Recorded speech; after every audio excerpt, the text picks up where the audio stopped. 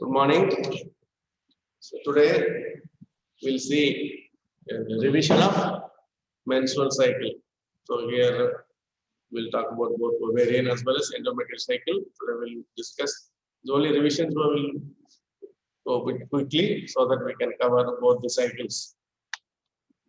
So during the reproductive life of female, there will be cyclical secretion of hormones and some physiological changes which are due to these hormones will occur cyclically. You can say approximate periods of every month. So these cyclical secretion of hormones and their physiological effects we call normally as a female sexual cycle or more often referred as menstrual cycle. The cyclical repetition of events which takes place with the periodicity of average about 28 days. So we'll begin with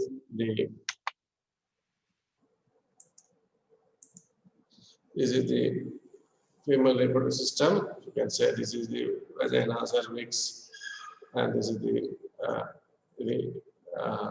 endometrium, the uterus, body of uterus, the endometrium and myometrium and perimetrium. These are the fallopian tubes. These are the fimbriae. Here is the ovary. So these are structures related to the female reproductive system. The cycle in females. So at puberty, ovaries develop and acquire gametogenetic and endocrine functions under the influence of pituitary hormones. For pituitary, you will have both FSH and LH. They have the stimulatory action on the gonads. So they have their effect, thereby their increase in size and secretory nature, everything, etc. will happen due to the influence of the anterior pituitary hormone, namely FSH and LH. And there is a cyclical activity. So this sometimes the hormone level will peak, sometimes they taper off, or the level becomes zero. Once again, goes the cyclical activity. The level of these hormones is observed, and which leads to two events. One is menstruation, other is the ovulation. So the reproductive period of female life starts at puberty, and the appearance of first menstrual period or menses is called as the menarche. So the onset will be between 11 to 15 years. Is that particular age the menarche starts, and the cessation of this menstrual cycle it is referred as menopause. It can occur any day between 40 to 50 years. Now these are the structures. Again, this is the structure of ovary. These are the fimbriae. Now, slowly from primordial follicle to primary follicle, slowly develops. The follicle slowly develops and becomes a mature follicle or a graphene follicle. And upon rupture of the graphene follicle, releases the ovum. The ovum will be sucked by the fimbriae. It will be taken to the fallopian tube, where later it will move into the uterus also. In between, it might meet spermatozoa. If they meet together, then there may be a fertilization. So these are the various stages of the follicular development. Beginning of the cycle, and to begin with, several follicles they try to enlarge inside. They undergo growth due to the influence of the follicular stimulating hormone from anterior pituitary. Many follicles start growing, and of all, only one will dominate, and it begins to grow rapidly from the 6th day, and the others start regressing. So why it is happening so? The endocrine reasons we'll see a bit later. So you can say, as a part of as a regulation, it will ensure only one ovum is released every month. Not so there will be only single. If fertilization is only single pregnancy, normally with a single ovum will be there. This is ensured by the development of only one graphene follicle, the other follicle try to regress. The reason for this is that, once during the pre-ovulated period, due to under the influence of FSH, the follicle is covered by, initially start with single layer, later become multiple layer of granulosa cells. These cells, they secrete increased amounts of estrogen, and the outermost covering thecal cells, they secrete the progesterone. Even some of the granular cells also secretes progesterone. These hormones, they have the negative feedback effect on the anterior pituitary. So once, as well as they also, the estrogen especially, also causes the increased expression of FSH receptors over the granulosa cells. So there is a positive feedback. So initial increase in FSH potentiates the action of FSH, and there is a increased release of estrogen. It will further increase the potentiality of the FSH. So once this happens, only one such graphene follicle or one such growing will take dominance. So, but whereas others, due to increased level of estrogen at this stage, they have negative feedback on the anterior pituitary. So FSH and LH levels will start decreasing, so that the other follicles which are simultaneously growing will not be allowed to grow. Only where one which has grown little large rapidly and which is having more number of FSH receptors, so they will only grow because they have more number of FSH receptors. So even the slight level of FSH which is available, that is sufficient for the growth of that particular follicle.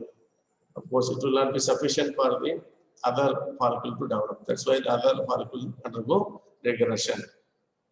So ability to secrete estrogen determines which follicle becomes dominant, and in the growing follicle, granular cells proliferate. Granular cells proliferate, they have a multicellular layer, and they are secreted in nature. The fluid appears in between cells, and they unite together to form a cavity filled with fluid. That cavity is called as the antrum. And the granular cells forms two layers. The inner corona radiata, which surrounds the ovum, which is again multi-layered granular cells, and the outer layer is the thecal layer, that is the membrana granulosa, thecal layer. So this developed follicle, which is with multi-layered granulosa cells with increased diameter and thecal layer, that is called as the graphene follicle or matured follicle.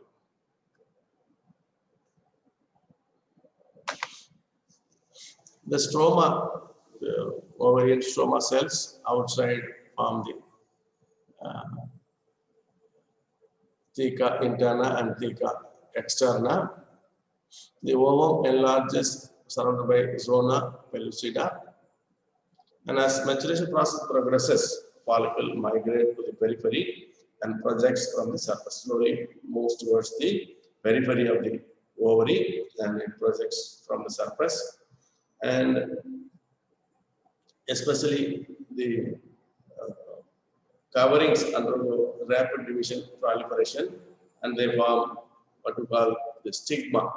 Stigma is the weak point where normally before ovulation the fluid moves out, and later, due to the action of the progesterone, etc., there are many proteolytic enzymes under the action of LH, etc.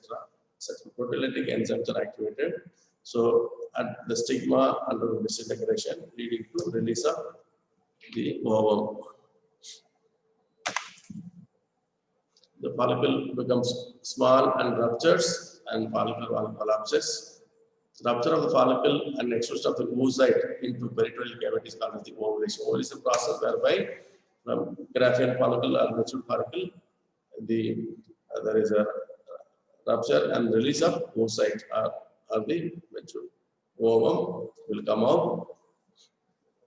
Now, the FSH and LH causes this extrusion, especially both elevated level of FSH and LH, especially about 14 to 6 hours prior to the ovulation, the level of LH, luteinizing hormone, will be almost 6 to 10 times more than the previous pre-ovulatory phase. When you compare the pre-ovulatory phase, during the ovulatory phase, there is a sudden surge of LH, LH surge. Its level will be 6 to 10 times, tenfold increase in the level of LH, which is mandatory or which is a prerequisite for the ovulation to occur. And from the beginning of the follicular development till the ovulation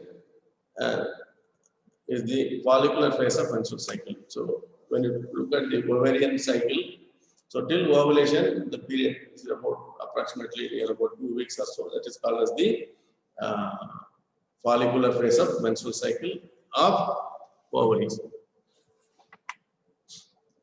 Now these are ovarian follicles. Now you can see this is the antrum, and this is the oocyte, and the outside thecal cells, and these are the granulosa cells.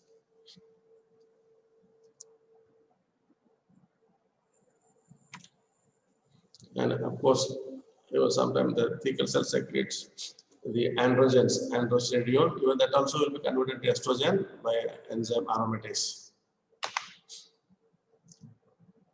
The remnants of ruptured follicle is called as the corpus luteum, which is nothing but the theca interna as well as the granulosa cells. Together, they form a follicular cavity filled with blood and clot formed into, which is called as the corpus hemorrhagicum.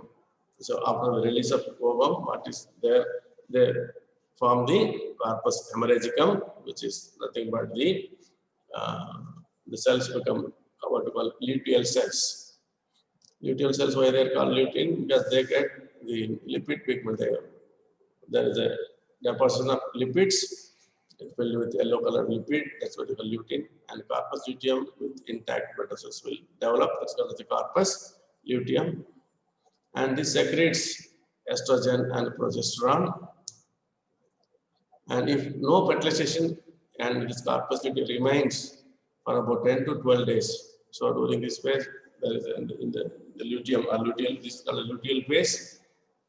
So there is a proliferation and secretion and later involution and regression. All the things takes place within this 12 days period, and after that it begins to regress.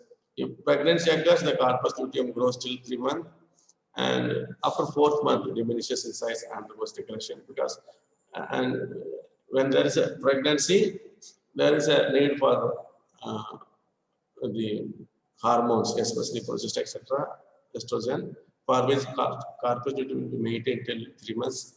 In the absence of a pregnancy or implantation, then the corpus luteum will regress to form corpus albicans. Now this is the primordial follicle and becomes only single layer of granulosa cells and becomes primary follicle with enlarged, swollen granulosa cells. The granulosa cell layer becomes more and more, and with they start secreting, they're filled with fluid. This is called the antrum, and this is the oocyte, and this area becomes secondary follicle. And secondary follicle further grows with the increase in the size of the antrum and the volume. And this is called the Graafian follicle. And this Graafian follicle, upon LH surge, undergo rupture of this stigma and release of contents. This is called we call it the ovulation. After the ovulation, the theca interna and the granulosa cell layer forms the corpus luteum. And this corpus luteum, in the absence of pregnancy, after 12 days or so, it will again regress to a corpus albicans. Again, the entire the ovarian cycle, primordial, primary, and these are growing follicular cells, follicular fluid, antrum, and this is the matured Graafian follicle, from where due to ovulation there is release of the oocyte, secondary oocyte with the corona radiata, that is the nothing but multi-layered granulosa cells, and they will be picked up by the fimbria of the fallopian tube, and which will enter into the fallopian tube, it will enter the uterine tube. So after release of the ovum, and it is developed into a corpus luteum, and later regress and no pregnancy as corpus albicans. The entire process is called as luteolysis, and that is the regression which begins about 2 days before menstruation, and the blood vessels becomes obliterated, and corpus luteum is replaced by a fibrous tissue, and later it becomes a scar tissue called corpus albicans. And the phase of ovulation beginning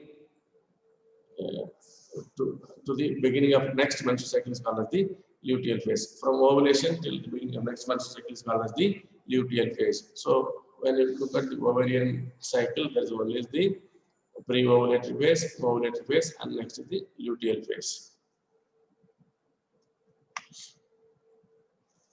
So normally the ovaries develop from the genital ridge of the so it is the cow, and the oogonia, which develop from the germ cells from the yolk sac, they start developing at the 5th month of gestation. It undergo mitotic divisions by between 5 to 6 months of gestation. About 6 to 7 million oogonia are formed, and again the first meiotic division begins in the embryonic ovary. Only in the first phase of first meiotic division begins, and it will be arrested and in late prophase, and it is called as the primary oocyte. And the primary oocyte, upon the influence of the hormone after puberty like estrogen, progesterone, develop into secondary oocyte, and it will be released during ovulation. So the second part of the rest of the first meiotic division, as well as the beginning of second meiotic division, occurs after the puberty, and again the later phase of second meiotic division is complete after fertilization only. So these are the various phases. Again, same thing. Primordial follicle, the diameter is about 40 micrometer, and the tertiary follicle somewhere around 400 micrometer. You can see there's a 10-fold increase in the size. That's how the growth of follicle occurs in the ovary. It's a mature graphene follicle showing the secondary oocyte cells with, and these are the corona radiata, and this is the antrum filled with follicular fluid. This is the basal lamina, this is the theca externa, theca interna, this is the externa. These are all the granular cells. And this is in this area becomes the stigma, where normally the rupture occurs. So now again, this is the oogenesis. Of course, it is not the scope. The primary oocyte is surrounded by a single layer of plasma cells called primordial follicle. At birth, 1 million such germ cells are formed, and at menarche it becomes 2 to 4 lakhs. And women require only 400 to 500 ova during the reproductive life. Only one ova is released every month. So only one mature graphene follicle alternately from both the ovaries will be maturing, and they will be released into the fallopian tube.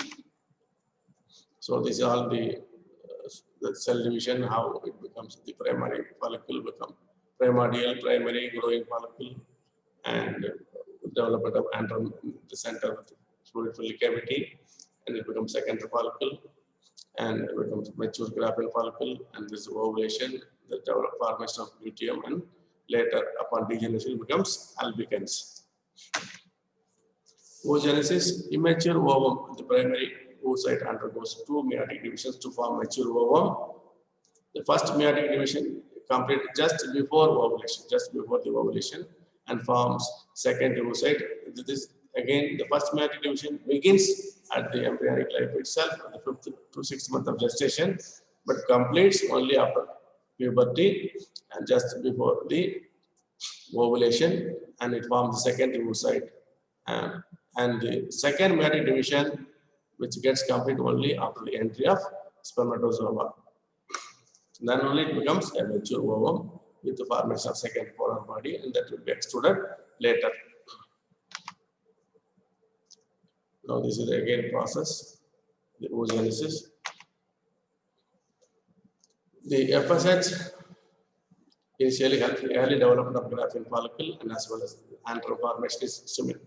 It is influenced or stimulated by the release of FSH hormone, and FSH as well as the LH, it is responsible for the final maturation of graphene follicle, and the surge of LH just before the ovulation is needed. LH is needed for the ovulation and formation and maintenance of corpus luteum, which is due to the influence of hormone, luteinizing hormone LH from anterior pituitary. And the follicle will also release hormone estrogen. In turn, they will increase, they will influence the development of the follicle, as well as they also increase the number of FSH receptors, thereby they potentiate the action of FSH. And the corpus luteum, that also will release hormone estrogen and progesterone. These are and in turn they mediate the other changes caused by these hormones. And you can see how the hormones level peaks. This is the estrogen. So somewhere slowly from the beginning of menstruation, this is the menstrual period about maybe 3 to 5 days, from where slowly it starts peaking and reaches the peak level somewhere around 12th day of menstrual cycle. And once again it comes down, and before menstruation once again shows a slow peak. But whereas the progesterone, so its levels will peak in the later of, especially in the luteal phase, where it is increased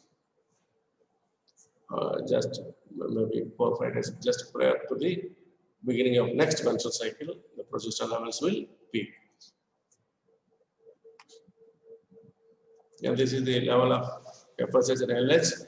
Of course, the FSH level will peak in the beginning of or in the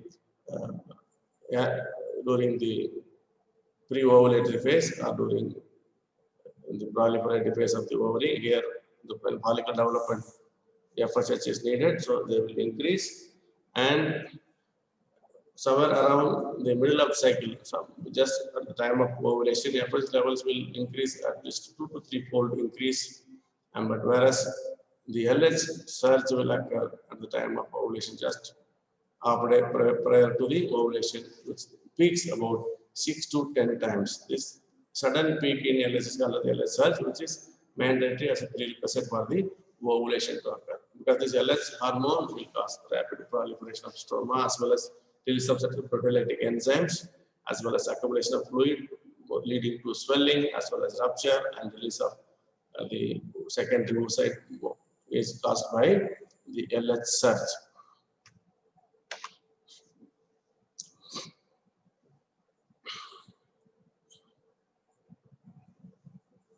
So at puberty, there is the development of the mammary bud, as well as the pubarchy, as well as menarche, the first menstrual cycle. All these things will happen at puberty. What are the factors which bring about the puberty? Now here, the stimulation of hypothalamus, or maybe with the development of some inhibitory influence of the hypothalamus. In turn, hypothalamus release GnRH, gonadotropin releasing hormone. And normally, hypothalamus keeps pituitary in check, that inhibits prior to puberty. At the time of puberty, this inhibitory effect is withdrawn, or there is some stimulatory effect which is still to be known. That's why there's a question mark. And in other words, you can say there is a decreased sensitivity of hypothalamus to the gonadal hormones. So, it may be any of the things, factors, which leads to the release of the GnRH from the hypothalamus, which will via the thalamohypophyseal portal system reaches the anterior pituitary, where it causes the release of FSH and LH. The hypothalamic GnRH and LH, and it releases the FSH from the anterior pituitary. And FSH is very much needed for the development of graphene follicle, and it also helpful for the secretion of estrogen.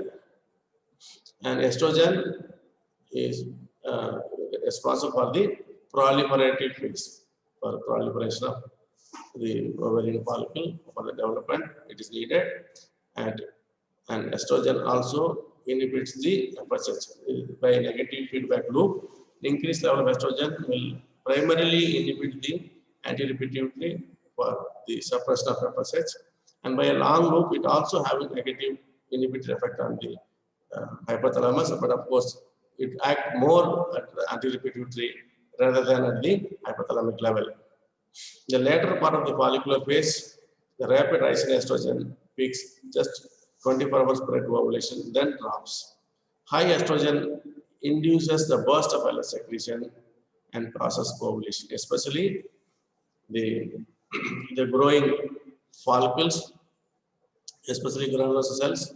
When they secrete estrogen, and some also secrete the progesterone. The beginning of progesterone secretion just prior to ovulation causes the LH surge from anterior pituitary, which causes the ovulation. So there is an axis hypothalamus from where GnRH is released, and this is anterior pituitary from where both FSH and LH are released, which in turn stimulate the maturation of follicles from where the local hormones, estrogen and progesterone, released, and they bring about the physiological actions. So the loop, there is a positive loop. Estrogen, at the time of ovulation, they will have the positive feedback, especially the progesterone, positive feedback on hypothalamus and anterior pituitary, just between the 12th to 14th day. Only that time only they have positive feedback, and all other time they have negative feedback. They will try to suppress the activity of anterior pituitary as well as the hypothalamus. They act more at the anterior pituitary level than at the hypothalamic level. Only at the time of ovulation, especially more progesterone. This progesterone level, they try to act positively at the anterior pituitary and hypothalamus, do not release more level of GnRH as well as LH. This leads to LH surge as well as there also peak in FSH level also. Of course, the peak in FSH level will be 2 to 3 fold, but whereas LH will increase many fold. The progesterone and moderate amount of estrogen will be released from the corpus luteum, and these inhibit FSH and LH. So when the corpus luteum develops, they release more hormones, estrogen and progesterone, and they in turn have negative feedback on anterior pituitary. They try to inhibit the secretion of FSH and LH, and the progesterone is released more at the secretory phase of the endometrium, which causes the secretory phase of the endometrial secretion.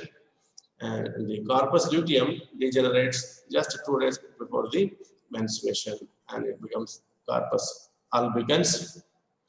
And the sudden fall of, when the corpus luteum is again as an endocrine organ which releases both estrogen and progesterone. When they degenerate, no more corpus luteum, luteal cells, they try to disintegrate and they degenerate. The level of these hormones will fall. The fall in these hormones will cause us the bleeding. So this is in the early to mid follicular phase, wherein the estrogens will have negative feedback on the FSH release as well as on the GnRH from hypothalamus. So FSH and LH, they stimulate the follicular growth, and from the granulosa cells will release estrogen as well as certain amount, as well as the thecal cells release androgens. Of course, they also convert into estrogens by means of aromatase enzyme, by the help of aromatase enzyme. So in the late follicular phase, so of course, when there is at the time of ovulation, the enemy will have inhibitor effect on the FSH release, and small amount of progesterone and high estrogen output, they will have positive output on GnRH as well as anterior pituitary. this will cause the LH surge.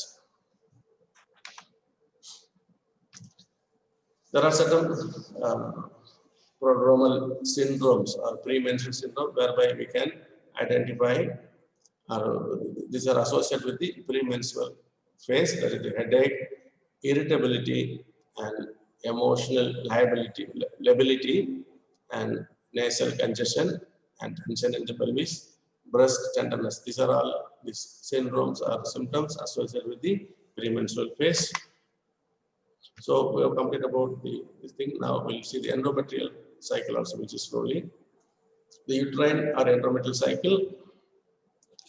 So during menstruation, there's a flow of blood from the vagina and its origin is from the uterine endometrium. The interval between one menstrual period to the next is the menstrual cycle, and it's normally having average periods of about 28 days. It can vary from as low as from 20 days to up to 45 days. So the average about 28 days cycle. So again, if you look at the endometrial cycle, it having proliferative phase, it is otherwise called as the pre-ovulatory or post-menstrual or follicular phase. The follicular phase is related to the ovarian cycle. So during this phase, it starts on the 6th day of the beginning of menstruation and ends with ovulation. At the beginning, the endometrium is less than 2 mm thickness, sometimes it will be 1 mm thickness, and the endometrial glands, they lengthen and they show proliferative changes. They become highly vascular and the vessel develops. They become more tortuous. They undergo vasodilation. More vessels become highly vascular. Vascular development is there, and mucosa is about 2 to 3 mm in thickness. And the hormone responsible for this development is the estrogen. And at the end of this proliferative phase or pre-ovulatory phase, and the ovulation occurs. Next to the proliferative phase is the secretory phase. It's called as the post-ovulatory phase or premenstrual luteal phase. It begins from 15th to 27th day of the cycle. During this phase, there is an endometrial hypertrophy. There's a more thickening of endometrium between from 1 to 2 mm becomes 5 to 6 mm in thickness, and the glands gets enlarged and they become coiled. Secretion becomes more, they become more of mucoid, and especially they become mucoid. They become sting-like. Suppose if you sometimes if you take it out, suppose it can form between the fingers also, it can form what we call some stings can be formed. So the stings sometimes they form certain channels for guidance of the spermatozoa to the into the uterine cavity for the implantation to occur. And there is an increase in the number of spiral arteries, and the blood flow is increased tremendously, and the vessels gets congested, and the stromal cells proliferate, and uterus increase in size, and it prepares the endometrium suitable for the implantation of fertilized ovum to occur. If fertilization does not occur, the preparation is not necessary, and it is removed in the next phase, that is the menstrual phase, during which the endometrial shedding, or you can say desquamation, occurs. This is the endometrial cycle. This is the entire thing is the proliferative phase, and again further development is the secretory phase, and here this is the menstrual phase, this is shedding.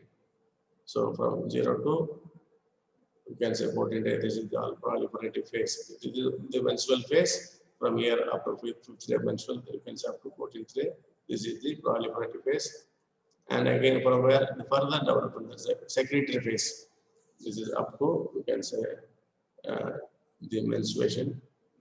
The gland will enlarge in size, they become more tortuous, more vascularity, the secretion becomes more swelling, more thickening. All the things takes place. Then finally, when there is no pregnancy, there is no implantation, there is a ischemic phase, followed by the shedding or desquamation because of the vasospasm. It secretes certain prostaglandins are released, and they cause vasospasm due to non-supply of blood. The endometrium becomes necrosed, and the necrosed superficial layer of endometrium, they get removed along with the fresh blood, and sometimes certain blood clots, everything will be removed. Normally, fibrinolysin is also there. That's also released along with the menstrual blood. That's why normally menstrual bloods are fresh and they don't clot. In the absence of the fibrinolysin or decreased level of fibrinolysin or due to endometrial disease, sometimes the blood may undergo clot formation. The phase of menstrual flow, this is called destructive phase or phase of bleeding or phase of menstruation. It occurs towards the end of secretory phase. The surface becomes slow stasis of blood due to the vasoconstrictive mediators. Certain prostaglandins, they cause vasoconstriction. They cause vasoconstriction of arteries. There is ischemia and necrosis of endometrium. Necrosed endometrium is shed and bleeding occurs. It lasts between 3 to 5 days. And the destructive areas undergo repair from the second day of the menses and merges with the proliferative phase of the next cycle. And the 75% of the blood which comes out as a menstrual blood is the arterial blood, and normally they do not clot because of the presence of fibrinolysin, just now I said. If fertilization occurs, the endometrial changes progress to form residua of pregnancy, and which makes a suitable site for the implantation to occur. For some time after menarche, irregular bleeding or annullate cycle may occur. Immediately, the initial few cycles after the first menarche will be annullated cycles. There won't be any ovulation, and follicle develop and estrogen is produced, but do not rupture, so that there is no, they are called annullated cycles. Here, there is no secretory phase, so the follicle will degenerate and estrogen decreases, causing withdrawal of bleeding. And later, after a few cycles, the period becomes regular one. At the beginning of the menstrual cycle at menarche, few cycles will be irregular and they are anovulatory. So again, once again, this is the primordial follicle to primary follicle. So secondary oocyte, and that's a graphene follicle, release of ovum by ovulation, and it is picked up by the fimbriae into the fallopian tube, and these are the timing. It may take 12 to 14, 24 hours, and 3 days to 4 days, 5 days, 6 days. By the time it reaches uterine cavity, it may take about 4 to 7 days. And here, a fertilization occurs somewhere here, and the zygote will undergo the trophoblast formation, and implantation will occur at suitable site, and it will become residua, endometrial residua, and it will continue. There won't be any shedding. Suppose it fails to occur, then shedding or menstruation occurs. So you can see when they failed the fertilization, you can see shedding. You can see the maturation, and here is the ovulation, and here is ready for fertilization. So somewhere here it will be there. When the failed fertilization, then there will be shedding. The proliferative phase, before ovulation, proliferative phase is more variable. Number of days is not constant. Of course, the secretory phase is nearly constant, 14 days. After ovulation, after you can say between the menstruation, prior to that, 14 days prior to that, ovulation has correctly occurred. That we can say. Secretory phase is nearly constant, which is about 14 days. After ovulation, you can say when there is no fertilization, then after 14 days there will be menstruation. That period is constant, but the proliferative phase between menstruation to ovulation, we can't predict the days exactly. But after ovulation, after 14 days in the absence of fertilization, there will be menstruation. So the duration of bleeding normally lasts for 3 to 5 days. The average blood loss is about 30 ml. Some will have scanty bleeding, maybe as far as 5 ml. Sometimes heavy bleeders, sometimes they will bleed up to 80 ml. And of course, some amount of, in addition to the blood, some amount of the serous fluid also will be released, about half of the amount. Sometimes before menopause cycle once again becomes irregular, it becomes anovulatory. finally it ceases because of the menopause. So this is the ovarian cycle. These are the follicular phase, ovulation. Then there is the post-ovulatory luteal phase. When it comes to the endometrial cycle, this is the menstrual cycle, menstrual phase, then proliferative, secretory, and the premenstrual phase. So the duration is given here. So menstrual phase lasts between 1 to 5 days, and proliferative phase between 6th to 14th day. Secretory phase 15th to 26th day, and 27th day are premenstrual phase, just prior to the menstruation. During proliferative phase, the other changes, cervical changes. The mucosa proliferates and secretory activity is highest, and mucus becomes thin, clear, and watery, and the secretion becomes peaks at the time of ovulation. And the cervical secretions, they favor survival and penetration of the sperm and the fluid. Suppose it can spread between the slide between two slides, when you spread it, form a fern leaf pattern. And the secretory phase, after the ovulation, the progesterone causes secretion to become thick, sticky, viscous, and it becomes unfavorable for the sperm penetration. So there are certain changes, cervical changes, that also will coincide with the menstrual cycle. And vaginal changes, under the influence of estrogen, the cells under the overlying cells, they undergo enlarge and they become flat, and there will be few leukocytes. Under the influence of progesterone, the clump of cells rich in glycogen and with marked infiltration of leukocytes occur during menstruation, because this will provide some immunity during menstruation. There's a marked infiltration of leukocytes that will provide some amount of immunity or resistance. So normally the infections are lesser or no or nil at the time of menstruation because of the leukocyte infiltration. Ovulation time, so it's about 12 to 15 days before the next menstrual period, and this helps in the for calculation of safe period method for birth control measures, as well as it is also used for the treatment of infertility. Indicators of ovulation. How ovulation can be identified: by measuring regular basal body temperature, mouth temperature, beginning in the early morning before the lady comes out of the bed. It is taken and chart is maintained.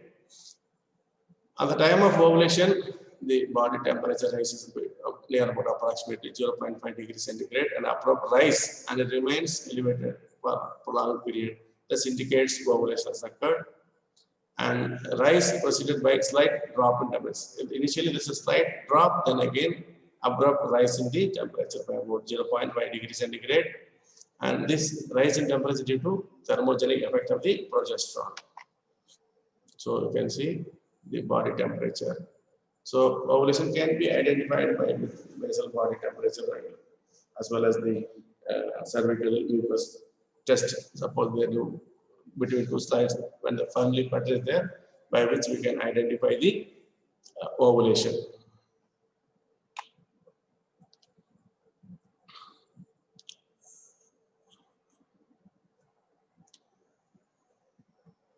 Now after that, the cervical mucus loses, the fern leaf pattern and estrogen secretion peaks just before ovulation, and endometrial biopsy also shows secretory pattern. These are all the and the estimation of serum progesterone also helps in the identification of ovulation, and LH surge will occur before ovulation. So by estimating these hormones as well as by the ultrasonography, by which we can assess the size of the Graafian follicle. So by all this means, we can identify the time of ovulation. That will help in the for suggestion of good family planning method, safe planning, non-chemical methods for assessment of safe period method, as well as it also helps in the for some of the infertility treatments, etc. The ovulation, time of ovulation is very important. So for which also these tests will help. So in abnormality with menstruation, amenorrhea, absence of menstruation. So primary cause just before puberty, of course there will be amenorrhea. And secondary, if we call as amenorrhea, it is absence of menstruation for more than 3 months. And physiological, it may be due to pregnancy or during lactation also. There is a lactational amenorrhea. The pathological, due to abnormality of the hypothalamic the pituitary ovarian axis, and ovarian uterine disorders and endocrine disorders, as well as certain systemic diseases like obesity, etc. It may lead to PCOD, etc. In some cases, so it may lead to amenorrhea. Menorrhagia is nothing but the excessive bleeding, and metrorrhagia is bleeding from vagina in between menstrual periods, and oligomenorrhea, infrequent and irregular menstruation, which is more periodicity more than 35 days. Dysmenorrhea is a painful periods. So menopause, the final season of menstruation, occurs between 40 to 55 years. And at that particular time, the female will experience emotional instability, irritability or depression, and vasomotor disturbances. They may develop hot flushes, and there will be, from that time onward, there's a progressive atrophy of gonads, and there is a shrinkage of accessory sex organs and breast, etc. And the sex hormones as well as the gonadotropin level will the sex hormone level will be decreased, but in response to that, the gonadotropin levels will increase because the inhibitory feedback loop is removed, so gonadotropin levels will increase. Due to absence of estrogen, so there will be a development of osteoporosis, and again, its effect on the blood vessels, especially they try to check the atherosclerosis formation. Now that protective action is removed in the absence of estrogen. So like male, they are also vulnerable for fat deposition, and they also develop atherosclerosis after menopause. So this menopause may not occur suddenly. Sometimes it may take a period of transition over 1 to 5 years. So that is called the climacteric period, during which there will be more irregular periods will occur, and then there may be a cessation of menstrual cycle during the menopause. It may not abruptly stop in individuals. Sometimes there is a transition period which may last from as low as 1 year to 5 years. So with this, we have completed the menstrual cycle, both ovarian and endometrial cycle. And this is only a revision. Just try to go through today itself. Try to clear your concepts and prepare well. Bye.